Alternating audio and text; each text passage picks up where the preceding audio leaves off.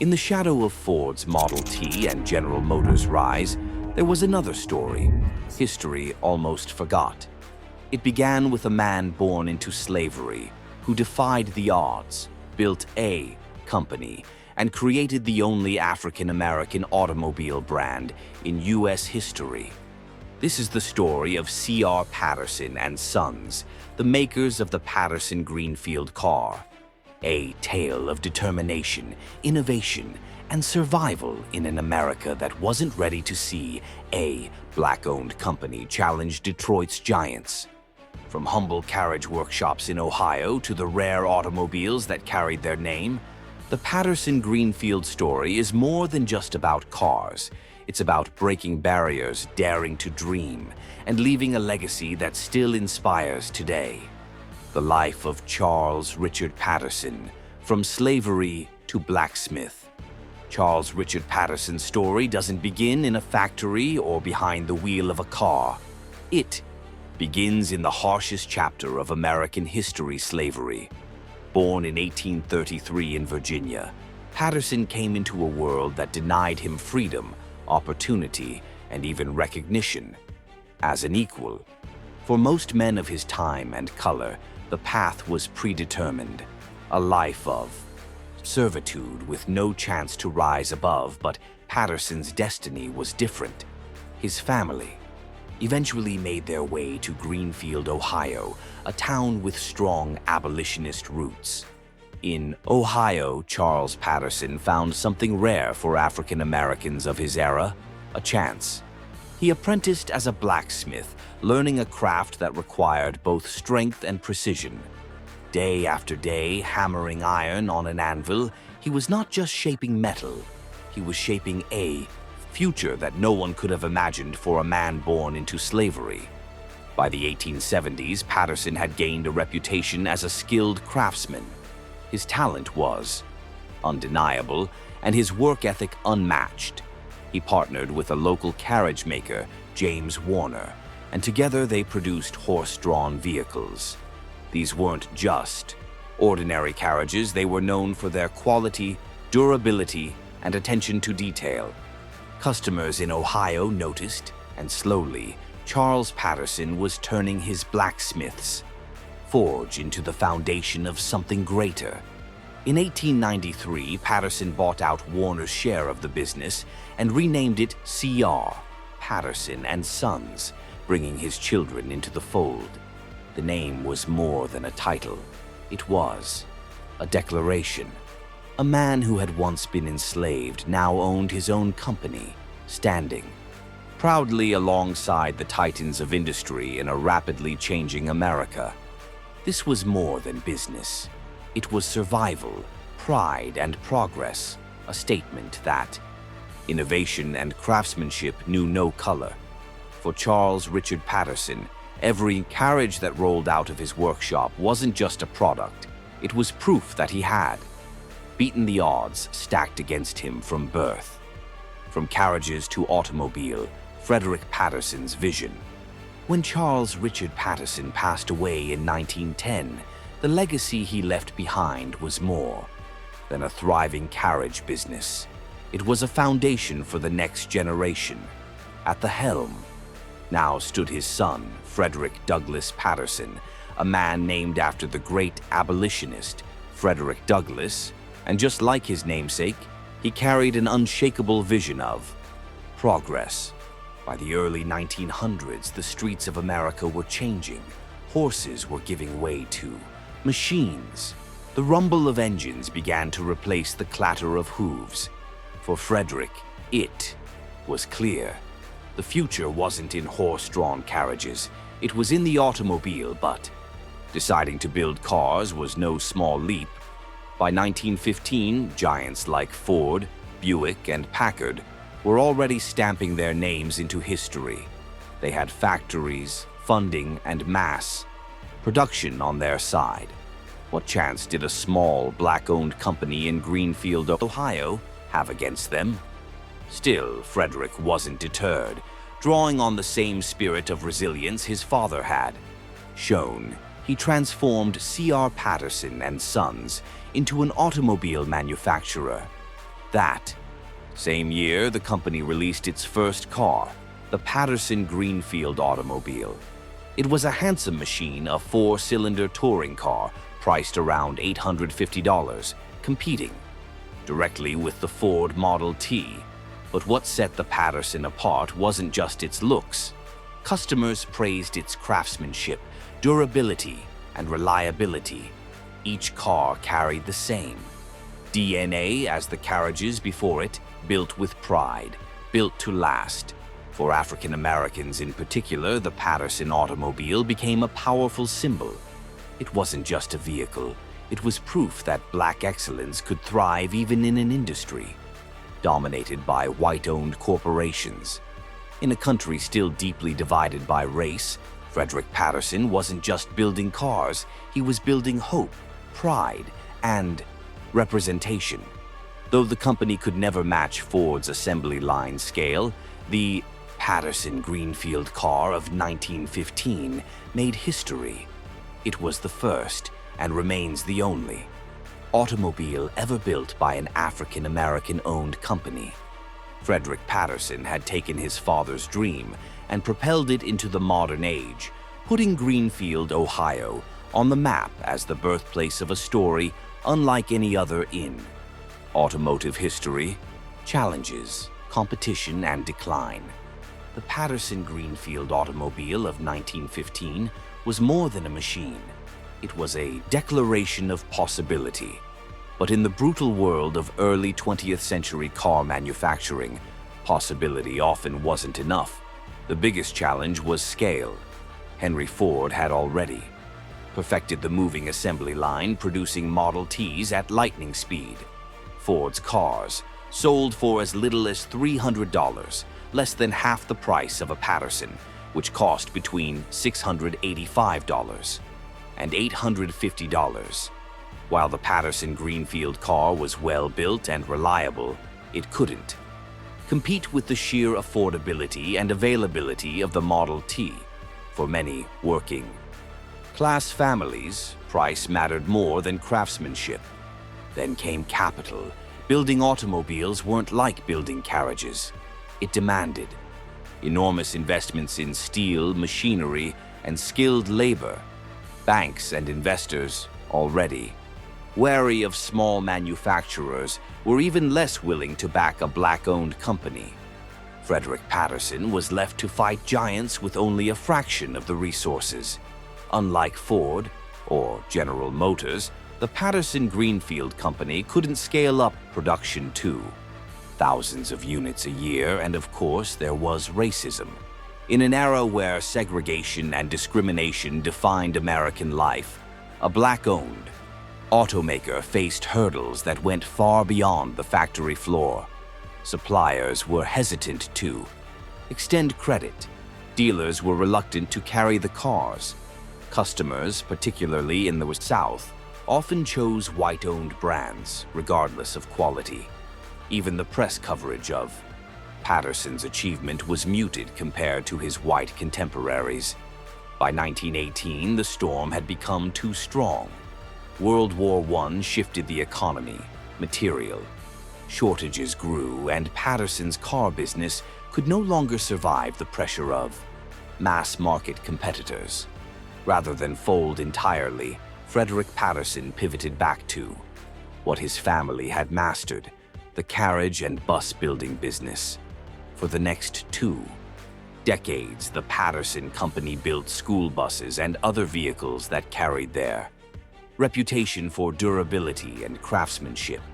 It wasn't failure, it was survival. The Patterson-Greenfield car may have been short-lived, but it proved something remarkable, that an African-American entrepreneur could step into one of the most competitive industries in America and produce a vehicle that stood shoulder to shoulder with the best. Legacy and historical impact. The Patterson-Greenfield automobile may have rolled off the line for only a brief window of time, but its legacy stretches far beyond those few years.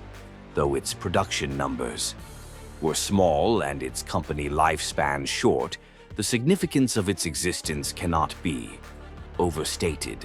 In fact, the very act of its creation reshaped the narrative of American innovation and forced the nation to confront a question that many had tried to ignore.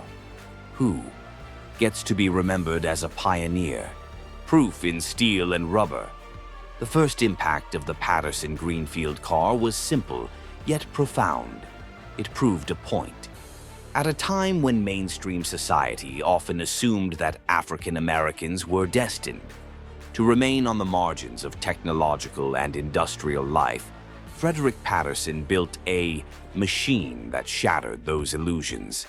His car wasn't a crude experiment, a prototype, cobbled together for attention, or a novelty designed for a niche audience. It was a fully realized, practical, roadworthy automobile, side by side with vehicles from Ford, Chevrolet, and Studebaker.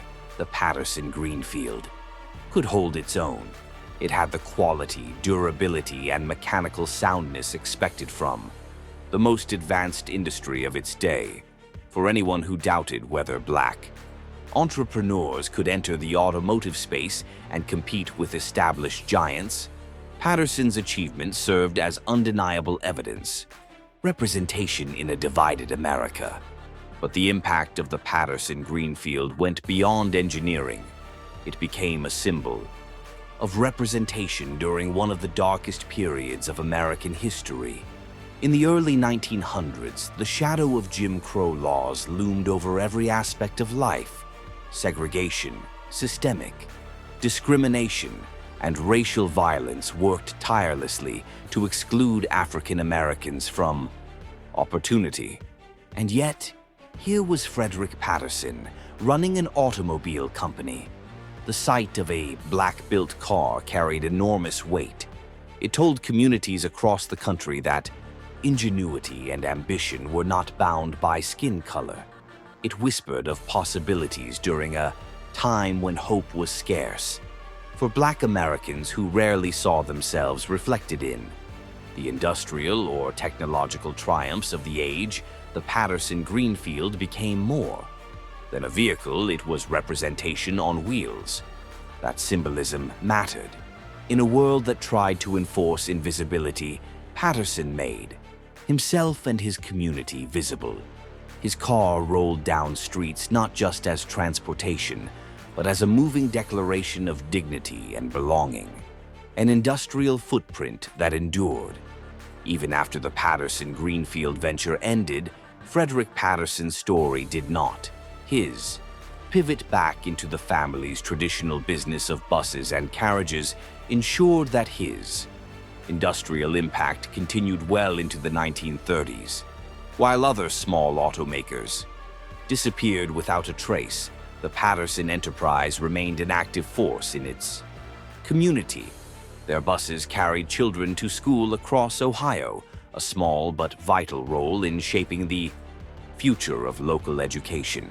Their carriages and vehicles provided work and stability for employees during times when black laborers were often excluded from secure, skilled employment. The company's persistence demonstrated another kind of legacy, one rooted not in mass production or national fame, but in community service, craftsmanship, and resilience. This industrial footprint may not glitter like the massive assembly lines of Detroit, but it provided something equally valuable: trust and opportunity. Patterson's business proved that African American companies could provide economic growth and stability, even when mainstream institutions refused to open their doors. Rediscovery and recognition. Perhaps the most profound part of the Patterson-Greenfield legacy lies in how it has been remembered. For decades, its story was almost lost, overshadowed by the towering presence of Ford, Olds, and Chrysler. In schoolbooks and automotive histories, Patterson's name was often omitted, tucked away in local records or family archives. But history has a way of resurfacing. In recent years, scholars, museums, and automotive enthusiasts have reclaimed the Patterson story, finally placing Frederick Patterson where He belongs in the pantheon of American innovators. He is now celebrated as the first African American to own and operate an automobile company in the United States. His name is spoken alongside industry titans like Henry Ford and Ransom Olds, not because he built the most cars, but because he built something just as powerful. Proof that the innovation is not the domain of one race or one class. Proof that talent knows no boundaries. Proof that the story of American industry is far richer and more diverse than the narrow versions long taught in textbooks. A testament that lives on. The Patterson-Greenfield automobile may have vanished from showrooms and streets, but it has never vanished from history. Instead, it endures as a testament to resilience, vision, and the audacity to dream differently. For every young dreamer who wonders if they belong. In spaces dominated by others, Patterson's story offers an answer. Yes, you do. In this way, the Patterson-Greenfield is more than a forgotten car. It's a cultural landmark.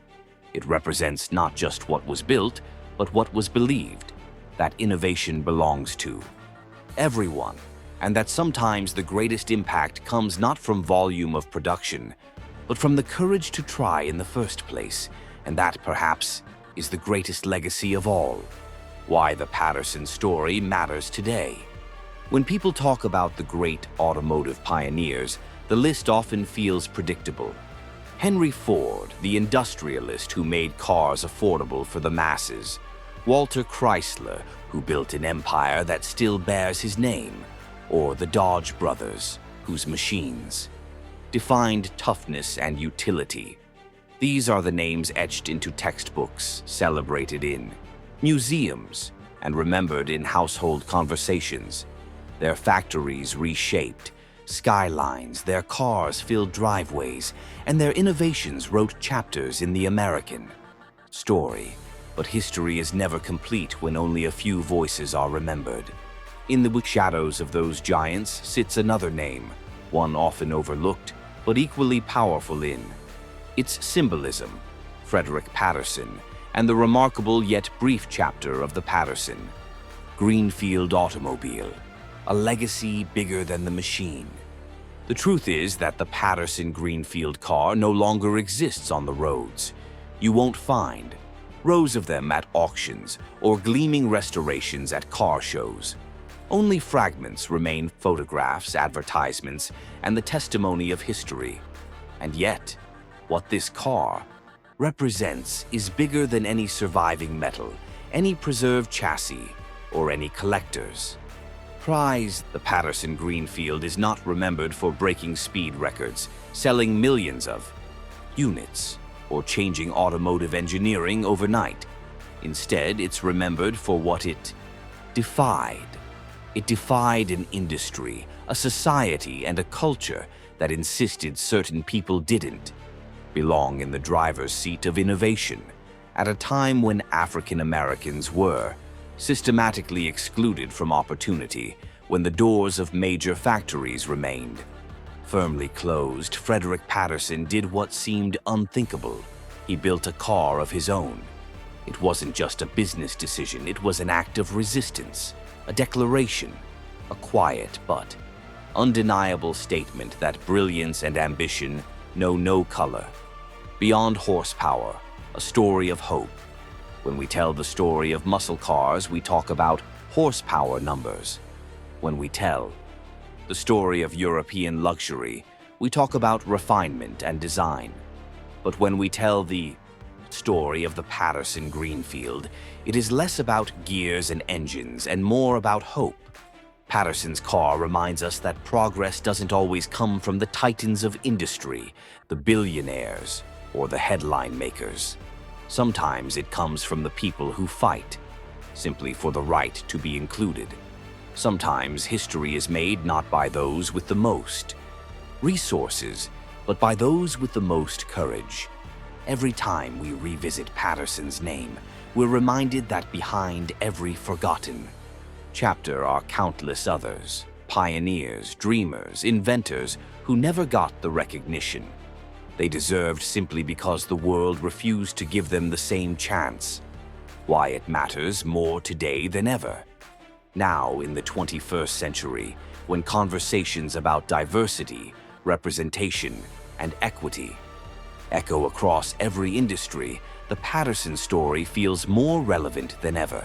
His life and his automobile force us to confront uncomfortable questions.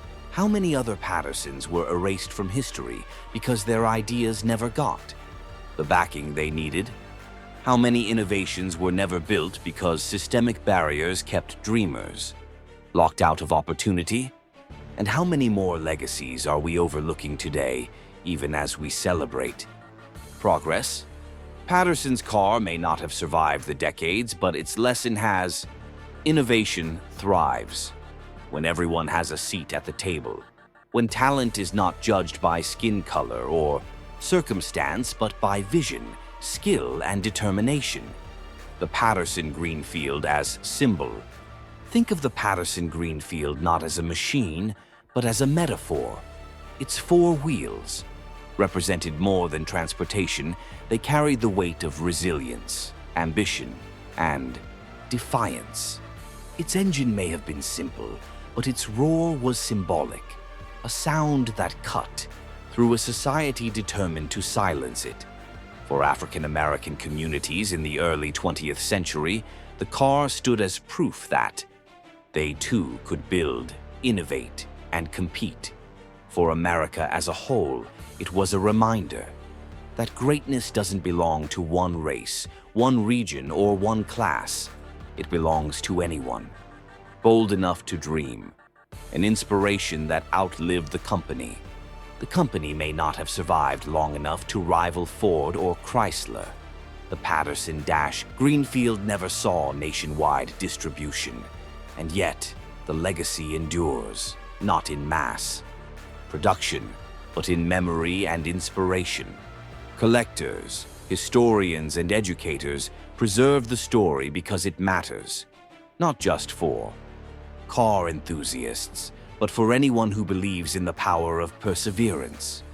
For entrepreneurs, the Patterson story is a blueprint. Even when the odds are impossible, creation itself is victory. For dreamers, it's a rallying cry. You belong, even when the world tells you otherwise. Why the story must be told. The danger of forgetting stories like Patterson's is that we allow history to become one-sided. We tell ourselves the automobile was built only by the giants, only by the well-funded, only by the privileged. But when we remember Patterson, we restore balance. We acknowledge that innovation is not exclusive, it is universal. And for future generations, children who grow up never seeing inventors who look like them. In history books, the Patterson story can be a spark. It can be the reason they pursue engineering, design, or business. It can be the reminder that their dreams are not impossible, only delayed. Echoes that still roar. So, the next time you hear the rumble of a classic V8 or you see a restored beauty roll past at a car meet, pause for a moment. Remember that the history of the automobile is more diverse, more layered, and more human than the usual headlines suggest. Hidden within that history is the legacy of Frederick Patterson, a man who proved that brilliance cannot be confined, that opportunity cannot be permanently denied, and that even the rarest, most forgotten cars can leave the strongest echoes. The Patterson-Greenfield was never just a car. It was a statement of existence, a symbol of defiance, and a beacon of hope. And though the roads may no longer carry its weight, history still carries its meaning. In the end, the Patterson story is not about the car that was built. It's about the barriers that were broken, and that statement, that roar, still speaks today. If you enjoyed this incredible story, don't forget to hit the like button, share it with your friends, and subscribe to the channel for more epic automotive adventures. Your support keeps these stories alive.